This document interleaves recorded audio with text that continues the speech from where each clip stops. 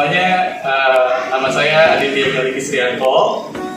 Saya guru dari SMA Karunia Jakarta.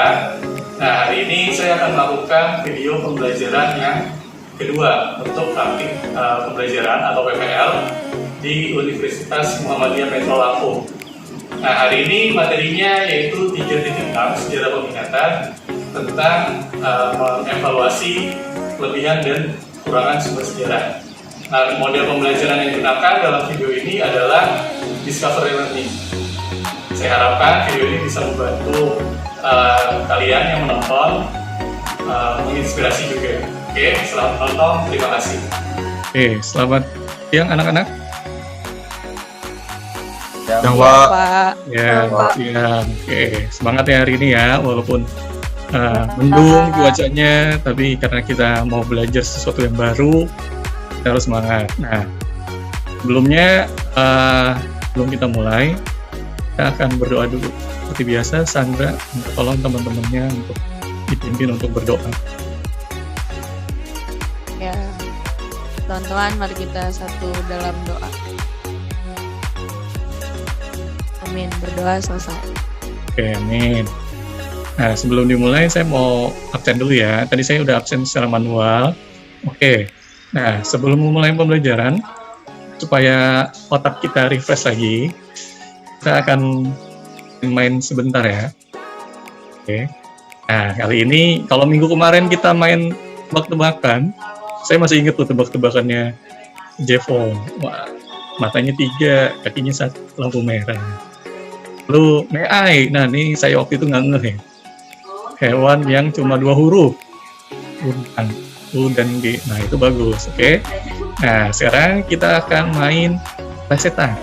Nanti sore saya akan beli sate.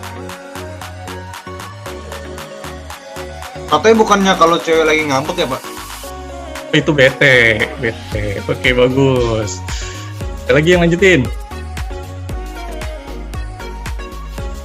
BT itu bukannya temennya jengkol ya? Nah, jengkol. Oh, itu pete. Oh, pete ya? Pete itu. Ada lagi? Iya, Sandra. Pete itu bukannya kalau nggak punya duit ya, Pak? Nggak punya duit. Pete. Oh, itu mah kere. Kere tuh kalau nggak punya duit namanya Wah, kere. parah banget sih. Kere. Ada lagi? Kere itu bukannya kalau kita habis olahraga, Pak, terus ngos-ngosan. Itu capek Oh, itu. capek. Oke, bagus. Berarti kita bisa itu ya, mengasosiasi kata-kata yang ada di kepala kita. Berarti perbendaharaan kata kalian tuh bagus. Nah, itu cukup ya ice breakingnya. Jadi untuk kita, otak kita tuh supaya lebih panas lagi gitu. Ya. Oke. Nah, kemarin kan kita sudah belajar. Nah, di sini masih ada yang ingat kemarin itu kita belajar tentang apa? Oh, Gaby, ya silakan Gaby. Iya, apa kan minggu lalu kita belajar tentang sejarah, jadi kan kayak yang kita sejarah itu dia bisa beri gambaran bersama pedoman bagi satu bangsa buat melangkah dari kehidupan ini ke masa yang akan datang gitu. Oke, ya bagus juga jawabannya ya. Nah, kalau hari ini kita belajar apa? Kalian kan sudah diberikan modul nih. Pasti tahu dong kita mau belajar apa. Minggu kemarin juga sudah disampaikan. Ada yang sudah baca? Hari ini kita belajar tentang apa? Yang Saya, Pak. Oh ya, boleh Vina. Sejarah itu diklasifikasikan berdasarkan ada yang bentuknya sama asal-usul. Bentuknya dengan asal-usulnya. Coba salah satunya apa? Kalau berdasarkan bentuknya coba. Yang berdasarkan bentuknya itu contohnya sumber tertulis, yaitu yang biasa terdapat informasi sejarah di dalamnya gitu. Biasa itu dibuat pada lembaga resmi pemerintah pada suatu masa. Oke, ya udah bagus ya Vina ya. Hari ini kita akan belajar tentang sumber sejarah. Lalu D-nya itu adalah 3.6, yaitu mengevaluasi kelebihan dan kekurangan berbagai bentuk atau jenis sumber sejarah. Nah, di KD ini nanti kalian akan diharapkan untuk bisa memahami ya jenis-jenis sumber sejarah dan menyimpulkan kekurangan dan kelebihan dari sumber sejarah itu. Lalu tujuannya hari ini ya Yang tadi seperti indikatornya, yaitu memahami dan menyimpulkan kelebihan dan kekurangan berbagai jenis sumber sejarah. Nah, nanti karakternya yang akan dibangun melalui diskusi kelompok. Nanti kan pembelajaran kita modelnya discovery learning ya, dengan diskusi kelompok. Nah, nanti kalian harus memupuk rasa ingin tahu, tanggung jawab terhadap tugas yang nanti diberikan, lalu disiplin sama proses pembelajaran, perhatian, fokus, ya jujur dan sebagainya. Oke, lalu motivasinya, manfaat kita belajar hari ini, tips-nya berarti berkaitan dengan sumber. Nah, kalau sumber itu kan berkaitan dengan, kalau di KBBI itu artinya pusat, ya. Jadi kita itu berarti segala sesuatu itu harus dipusatkan terhadap sesuatu. Misalnya contohnya, kalau kita mau belajar tentang agama, berarti sumber kita adalah kitab suci. Ya, kalau kita mau belajar agama, jangan kita salah sumber. Nanti yang ada adalah kita salah paham dan mungkin salah perilaku atau tindakan. Oke, ngerti ya? Oke, sekarang kita akan masuk ke materinya. Nah, saya akan menunjukkan satu buah gambar atau tulisan. Nah, kelihatan di sini tulisannya atau gambarnya? Kelihatan ya? Oke. Ada yang mau berpendapat ini tentang apa? Lalu kaitannya apa dengan materi kita hari ini? Saya Pak, saya mau jawab. Ya, Angel silakan. Menurut saya hoax itu kan kayak berita bohong. Nah, kenapa kita bisa tahu berita bohong? Ya karena kan kita kayak cari tahu tentang sumber itu. Terus kan dari mana berita itu berasal. Kalau misalnya sumber sama isinya nggak jelas, berarti kan jadinya hoax kan. Nah, begitu juga kan dengan sejarah. Butuh sumber untuk ngejelasin suatu peristiwa itu dapat dipertanggungjawabkan cerita tentang peristiwanya. Oke, bagus. Ada lagi, satu lagi? Yang mau kasih Boleh pendapat? saya nggak, Pak? Oh ya, boleh. Silakan, Chandra. Jadi kan hoax itu kalau menurut saya kan sebenarnya informasinya itu sesungguhnya kan nggak benar, cuman dibuat seolah-olah ada gitu kan. Nah, kenapa kita bisa tahu tuh kalau misalnya beritanya itu berita yang nggak benar? Karena kan kita pasti kayak cari lagi kan penjelasan yang lebih jelas daripada yang kita baca sebelumnya itu. Nah, kalau untuk kayak tadi Bapak nanya ke Angel kan kaitan sumber sejarah ya. Kalau menurut saya kaitan ke sumber sejarah itu kayak misalnya kan kita tuh butuh sumber yang lebih akurat gitu loh Pak untuk memastikan, terus juga kita butuh sumbernya itu untuk ngejelasin yang lebih jelas lagi peristiwa apa yang sebenarnya terjadi gitu. Oke, berarti udah bagus tadi Sandra ya. Kita butuh sumber, dan kita juga bisa menjelaskan suatu peristiwa dengan benar, tapi sumbernya itu harus sesuai gitu ya. Nah, itu bagus ya. Jadi pendapat dari dua teman kalian itu sudah sangat bagus. Nah, itu secara garis besarnya. Jadi hari ini kita akan mendiskusikan tentang itu. Ya, kita akan mencoba memahami jenis sumber sejarah, lalu juga menyimpulkan kelebihan dan kekurangan sumber-sumber sejarah.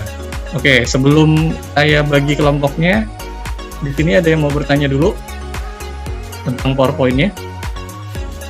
Pak, saya pengen nanya dong, Oke, boleh. Jenny, silakan. kenapa sumber itu penting dalam ilmu sejarah? Nah, pertanyaan bagus tuh ya. Kenapa sumber itu menjadi penting untuk ilmu sejarah? Nah, jadi seperti yang tadi sudah dijelaskan sebenarnya tuh sama si Sandra, lalu dengan juga Angel. Ya, kenapa sumber begitu penting? Karena gini, sejarah itu kan sebuah peristiwa masa lalu. Ya, berarti kan peristiwanya sudah terlewat dong. Ya, sudah ada di belakang, kita sudah melewati itu. Nah, bagaimana kita mengetahui peristiwa itu benar-benar terjadi? Nah, kita membutuhkan sumber supaya nanti dalam penulisan sejarahnya, nanti materi kita juga tuh minggu depan, ya materi kita itu penulisan sejarah itu berdasarkan fakta, ya, dan bukti yang benar-benar ada. Jadi nanti penulisan sejarahnya itu tidak berdasarkan imajinasi kita, ya, makanya dibutuhkan sumber. Nah, sumber ini sangat penting. Itu misalnya contohnya analoginya ya, misalnya kalau misalnya kita mau bikin nasi goreng, ya. Nah, kalau misalnya kita mau bikin nasi goreng, berarti kan harus ada sumbernya atau bahannya. Bahannya apa? Ya ada nasi, ada bumbu-bumbu dan lain. Ya, jadi untuk kita bikin nasi goreng, jadi nasi goreng berarti kita butuh sumbernya. Kalau misalnya nasinya tidak ada, kita ganti dengan mie, bisa nggak? Bisa. Tapi namanya bukan nasi goreng, tapi namanya mie goreng. Ya. Nah, itu juga sama dengan sejarah. Jadi sejarah itu butuh sumber untuk bisa diceritakan sebagai peristiwa sejarah oleh sejarawan. Oke, Jenny, mengerti Jenny? Ngerti Pak, berarti Oke. sumber itu sangat penting dalam pengumpulan dalam penelitian sejarah kan? Oke, ya benar ya, bagus. Ya, jadi sangat penting untuk penelitian sejarah. Oke. Nah, sekarang saya akan bagi ke dalam 3 kelompok. Nah, ini sudah saya bagi. Nanti kalian akan masuk ke dalam breakout rooms-nya. Sampai mana yang ditulis? Sumbernya udah apa aja yang ditulis? Udah sumber tertulis, udah sumber lisan juga udah. Nah, berarti baru 2 atau Sekarang ada lagi lagi? pinter Pak. Oke. Ya, Iya. jangan lupa ya, nanti ketika dalam kalian mencari atau menyelidiki, mencari sumber-sumber lain untuk mengerjakan LKPD ini, jangan ambil dari Brandly ya. Oke, cari Enggak. sumber-sumber yang bagus. Oke. Ya, jangan lupa nanti dikasih contohnya ya. Di situ kan ada kolom untuk contoh ya. Oke Pak. Oke, udah lanjutin dulu diskusinya. Kalau bisa kameranya dinyalain ya. Oh iya Pak. Ya, oke.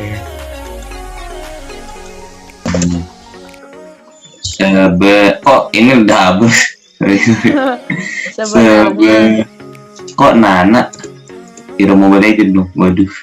Nggak jadi bisa. kayak maksudnya tuh itu loh, kekurangannya itu kayak misalnya kan lu sebagai narasumber nih Pon, tapi gue juga sebagai narasumber. Nah pasti kan ada yang berbeda gitu loh, jadi kayak bisa munculin suatu perdebatan.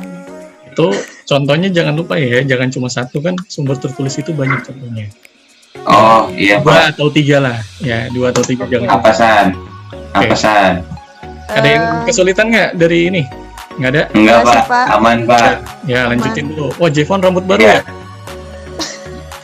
Iya, saya potong rambut tapi pas itu salah model. Enggak salah model bagus. Gitulah Oh, pokoknya. Pokoknya potong rambut saya potong. bagus Iya. bagus, belah tengah bagus. Ya makasih. Saya hargai. Iya, saya hargai. Makasih. Oke, ya lanjut ya, semangat ya. Ya, makasih Pak. Yuk. Oke, kita mulai ya dari yang kelompok ke 3.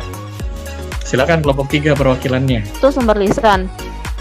Contoh dari sumber lisan itu tuh kayak ada suatu keterangan yang dapat secara langsung tentang suatu peristiwa yang diperoleh dari orang-orang yang melihat, mendengar, mengalami atau mengetahui suatu peristiwa pada masa lampau yang itu Pak. Jadi kayak ada orangnya gitu Pak, pelaku dalam peristiwa sejarah gitu Pak. Nah kekurangan dari sumber lisan itu tuh kayak sudut pandangnya tuh pasti berbeda-beda gitu Pak.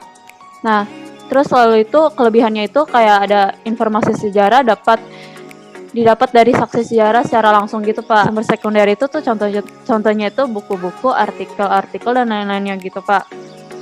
Kekurangannya itu kayak adanya ketergantungan dengan pihak yang mengeluarkan data. Lalu kelebihannya itu waktu dan biaya yang dibutuhkan untuk penelitian untuk mengklasifikasi permasalahan dan mengevaluasi data relatif lebih sedikit dibandingkan dengan pengumpulan data primer gitu Pak. Itu dari kelompok 3 Pak. Oke, ya bagus. Ya, sekarang tanggapannya dari kelompok 2 silakan. Yang sebenarnya saya masih kurang jelas yang sumber lisan sih. Oh, sumber lisan. Ya, Oke. yang Oke. sumber lisan itu di bagian kelebihan sama kekurangan. Saya masih kurang jelas. Oke, ya silakan Makasih. kelompok 3. Ya, terima kasih Jevon tanggapannya. Oke, sumber lisan. Silakan kelompok 3. Coba dipaparkan ulang yang bagian sumber lisan. Nah, tadi sudah ada presentasi dari kelompoknya, sudah ada tanggapan juga. Nah, sekarang coba di sini siapa yang bisa menyimpulkan dari hasil presentasi, dari hasil tanggapan, dari awal pembelajaran sampai pada kegiatan tadi, mengkomunikasikan hasil diskusi. Ada yang mau kasih kesimpulan? Saya Pak. Oke, Angel silakan. Dari yang saya pelajarin, kesimpulannya menurut saya ya dengan adanya sumber sejarah kita bisa mempelajari apa yang ada di masa lalu. Jadi kayak kita cari tahu cara hidup masyarakat zaman dulu tuh gimana sih. Ya berarti kayak kita kenal sejarah ya karena ada sumbernya. Itu sih yang saya dapetin.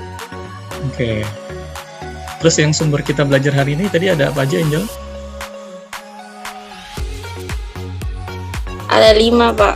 Oke, apa Ada aja tuh? sumber sumber lisan, tulisan, benda, sekunder, sama primer. Oke, bagus. Oke, terima kasih Angel. Oke, nah pembelajaran kita hari ini cukup ya. Terima kasih yang sudah memberikan tanggapannya, pertanyaannya, ataupun pendapatnya. Ya, tadi sudah ada banyak tuh, ada Joel, ada Jenny, Vina, lalu Sandra, Angel, Jevon, dan yang lain. Nah, yang belum memberikan pertanyaan atau tanggapan atau pendapat, saya harapkan minggu depan bisa memberikan. Nah, berarti karakter apa yang bisa kita kembangkan dari materi hari ini adalah yang pertama itu berkaitan dengan tanggung jawab.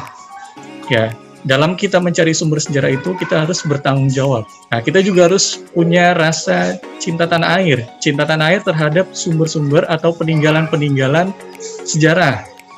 Ya, itu kan salah satu wujud nasionalisme kita, yaitu menjaga peninggalan-peninggalan sejarah. Ya, jadi harus kita bisa mengembangkan nilai karakter yang tadi saya jelaskan. Oke.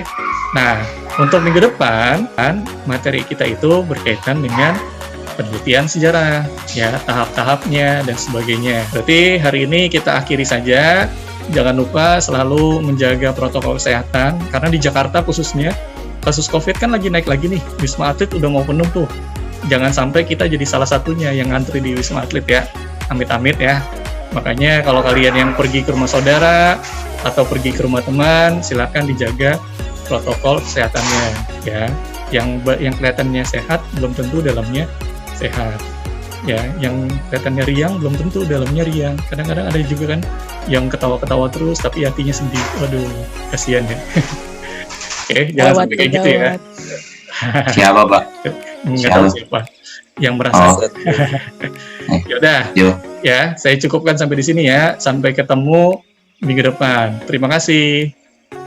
Makasih Pak. Siang Ya. Pak. Ya, Terima kasih, Pak.